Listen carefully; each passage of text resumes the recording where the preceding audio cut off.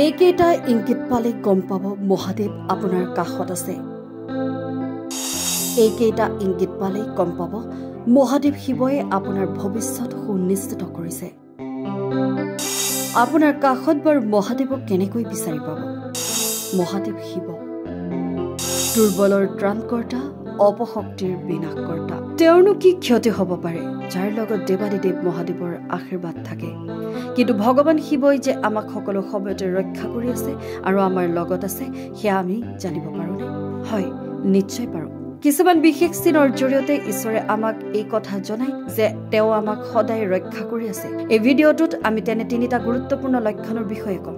আপোনাৰ শত্ৰু অথবা যিসকলে আপোনাৰ অমংগল কামনা কৰে, তেওঁলোকে আপোনাৰ কোনো ক্ষতি কৰিব নোৱাৰে।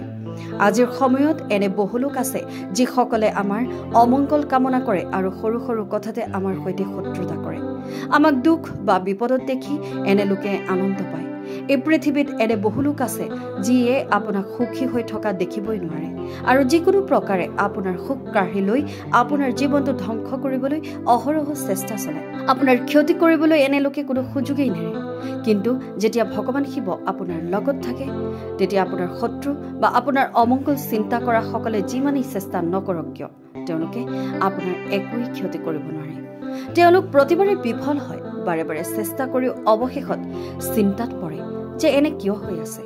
তেওঁলোকে এই কথা গমেই নাপায় যে স্বয়ং ভগৱান শিৱই আপোনাক ৰক্ষা কৰি আছে আৰু আপোনাৰ লগত আছে। আপুনি কেতিয়াবা ভৱিষ্যতৰ বেয়া ঘটনাৰ আগতীয়া আভাস পাইছেনে? আপুনি নিশ্চয় বহুবাৰ অনুভৱ কৰিছে যে যদি আপোনাৰ কিবা বেয়া হ'বলগীয়া থাকে, তেন্তে আপুনি তাৰ এক আগতীয়া আভাস পায়। এই সংকেতৰ জৰিয়তে ঈশ্বৰে আপোনাক আগতীয়াকৈ সতৰ্ক কৰি দিয়ে যে আপোনাৰ সৈতে কিবা বেয়া হ'ব পাৰে, যাতে আপুনি সেই পৰিস্থিতিৰ পৰা আঁতৰি থাকিব পাৰে। যদি ভগৱান শিৱ আপোনাৰ লগত থাকে, তেন্তে কিবা বেয়া হোৱাৰ আগতেই তেওঁ আপোনাক সেয়া অনুভৱ কৰাব, যাৰ ফলত আপোনাৰ ওপৰত আহিবলগীয়া বেয়া সময় মাৰ পৰি যাব।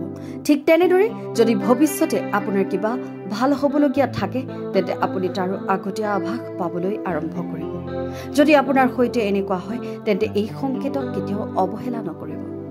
ইয়াৰ অৰ্থ হ'ল যে ভগৱান শিৱই আপোনাক সকলো সময়তে ৰক্ষা কৰি আছে আৰু আপোনাৰ লগত আছে।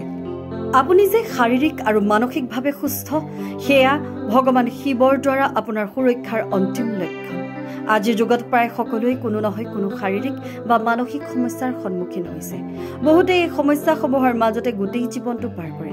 কোনোবাই মানসিক যন্ত্ৰণাত আৰু কোনোবাই শাৰীৰিক যন্ত্ৰণাত ভুগি আছে। কিন্তু যদি আপুনি সুস্থ আৰু প্ৰতিদিনে ৰাতিপুৱা সুস্থ শৰীৰে সাৰ পায়, তেন্তে ইয়াতকৈ ডাঙৰ প্ৰমাণ আৰু কি হ'ব পাৰে যে ঈশ্বৰে আপোনাক সকলো সময়তে ৰক্ষা কৰি আছে আৰু প্ৰতিটো পৰিস্থিতিতেই আপোনাৰ কাষত থিয় দি আছে।